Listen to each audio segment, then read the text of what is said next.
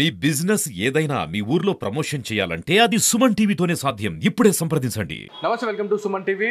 నిజామాబాద్ జిల్లాలో దొంగతనాలు రోజు రోజుకి పెరుగుతూనే ఉన్నాయి. తాజాగా నిజామాబాద్ నుంచి హైదరాబాద్కి వెళ్ళే ఒక రాజధాని ఎక్స్ప్రెస్లో ఒక 5 లక్షల రూపాయల చోరీ జరిగింది అని చెప్పేసి మనకి ప్రాథమికంగా తెలుస్తుంది. సో దీనికి సంబంధించి మనతో మాట్లాడడానికి నిజామాబాద్ డిఎం గారు ఉన్నారు. ఒకసారి మనతో మాట్లాడదాం. నమస్తే సార్. సో ఈ మధ్య కాలంలో చాలా రకాలైనటువంటి దొంగతనాలు జరుగుతూ ఉన్నాయి.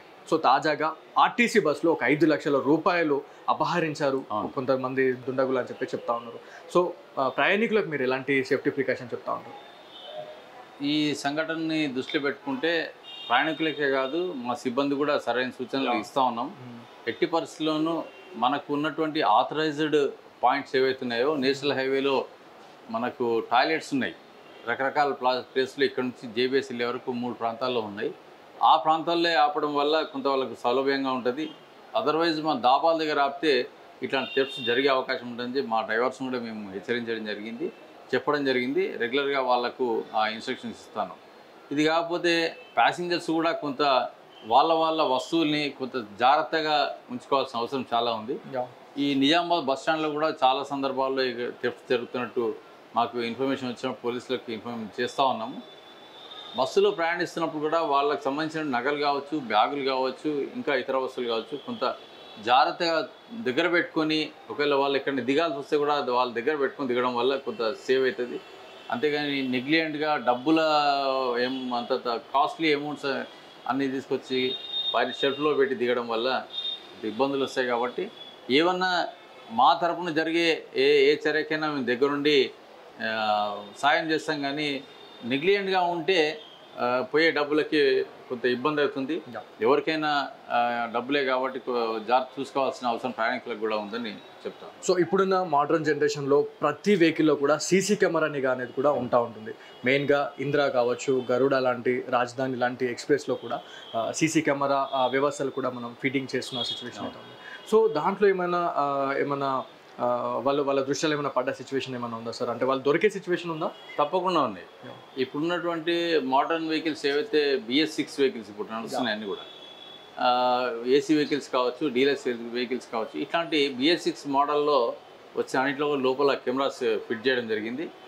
మనకు తర్వాత రోజుల్లో ఏదైనా ఇట్లాంటి ఇన్ఫర్మేషన్ ఉంటే దాంట్లో చిప్ తీసుకొని చెక్ చేసుకుంటే మనం ట్రేస్అవుట్ చేసుకోవచ్చు.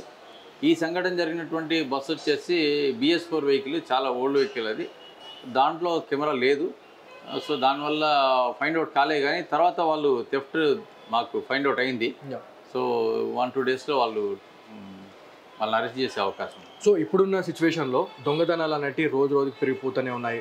సో మెయిన్గా ఇప్పుడు ఈ స్టేట్ గవర్నమెంట్ ఏదైతే కాంగ్రెస్ గవర్నమెంట్ వచ్చిన తర్వాత అనేక రకాలైనటువంటి సంక్షేమ పథకాలతో ముందుకు వస్తూ ఉంది. మెయిన్గా మహిళల్ని జాగ్రత్తగా వాళ్ళ గమ్యస్థలాలకి చేర్చేందుకు విశ్వ ప్రయత్నాలు అయితే చేస్తూ ఉన్నారు. సో ప్రతి బస్సులో ఈ సీసీ కెమెరా నిఘా పెట్టే అవకాశం ఏమన్నా ఉందా రానున్న రోజుల్లో? ప్రతి బస్ అంటే రాబోయే కొత్త మోడల్స్ అన్నిట్లో కూడా ఉంటుంది. పాత వెహికల్స్ మనం చెప్పలేం. కానీ ఎందుకంటే ఆల్రెడీ చాలా వరకు కొన్ని సంవత్సరాల క్రితం తీసుకున్న వెహికల్స్, వాటిల్లో ఫిట్మెంట్ అనేది ఇప్పట్లో ఆలోచన లేదు. బట్ రాబోయే దినాల్లో అన్ని వెహికల్స్లో కెమెరాస్ అనేది ఫిట్ అయ్యే అవకాశం ఉంది. సో మహాలక్ష్మి పథకం గురించి చాలామందికి తెలిసిన విషయమే. అన్ని బస్సులు కూడా రద్దీగా ఉంటున్న సిచ్యువేషన్ అయితే ఉంది. సో దాదాపు ఏదైతే పరిమితికి మించి కూడా చాలామంది బస్సులలో ప్రయాణిస్తున్నారు. సో అదే టైంలో ఎవరైనా లేడీస్ నుంచి, అంటే మహిళల నుంచి ఎక్కువ బంగారు ఆభరణాలు కూడా వాళ్ళు ధరిస్తూ ఉంటారు. ఆ టైంలో ఎవరైనా చైన్ స్నాచింగ్ చేసే సిచ్యువేషన్ కూడా ఈజీగా అవుతుంది. సో మెయిన్గా మహిళలకు మీరు ఏం చెప్పాలనుకున్నారు సార్? ఇప్పుడు వాళ్ళ ఎవరి జాగ్రత్తలో వాళ్ళు ఉండాలి. అట్లాగే మేము కూడా తప్పనిసరిగా ఈ బస్ స్టేషన్లో ఒక 10 మంది సెక్యూరిటీ స్టాఫ్ ఈ మధ్య పెట్టడం జరిగింది. వాళ్ళు కూడా నిరంతరం నిఘా పెడతా ఉన్నారు. బస్ స్టేషన్లో ఒక 16 సీసీ కెమెరాలు ఉన్నాయి. వాటిలో కూడా మేము మా సాధ్యమైనంత మేరకు ఇక్కడ నిఘా పెట్టి దొంగతనాలు కాకుండా చూస్తూ ఉన్నాం. దీంతోపాటు ప్రయాణికులు కూడా ఎవరికి వాళ్ళు బస్సు ఎక్కే ముందు ఖచ్చితంగా తమ సామాన్ తమ దగ్గర ఉందా లేదా ఒకసారి చూసుకొని ఎక్కడం ముఖ్యం.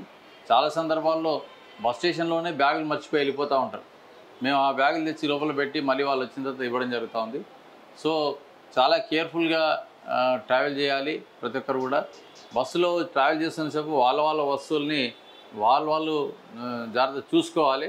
థెఫ్ట్ అయ్యే అవకాశాలు చాలా పెరిగిపోయినాయి. కాబట్టి కొంత జాగ్రత్త వహించాలి వాళ్ళని రిక్వెస్ట్ చేస్తా ఉన్నాం. So thank you sir.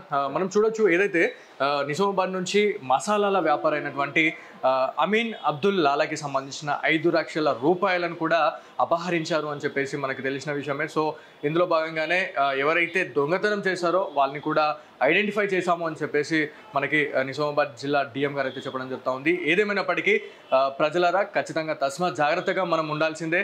ఆ బంగారు ఆభరణాలు కావచ్చు, ఏదైతే మనకి డబ్బులకు సంబంధించి ఏదైనా ఉంటే చాలా జాగ్రత్తగా మీ దగ్గర పెట్టుకోవాలని చెప్తా ఉన్నారు. మెయిన్గా నిజామాబాద్ నుంచి హైదరాబాద్కి వెళ్ళే మెయిన్ సిటీస్కి ఆ మధ్యలో ఏదైతే దాబాలు కావచ్చు, ఏదైతే మనకి టాయిలెట్స్కి సంబంధించి అక్కడక్కడ మనం ఆగుతుంటాం కాబట్టి ఎవరు ఎక్కుతున్నారు ఎవరు ఎక్కట్లేదు అనేది మనము ఐడెంటిఫై చేసుకోవాల్సిన అవసరం ఉంది. మన దగ్గరనే మన జ్యువెలరీ పెట్టుకోవాలి అని చెప్పేసి మనకి నిజామాబాద్ జిల్లా ఆర్టీసీ అధికారులు అయితే చెప్పడం జరుగుతుంది. సో ఇది వాళ్ళ స్పెషల్ స్టోరీ.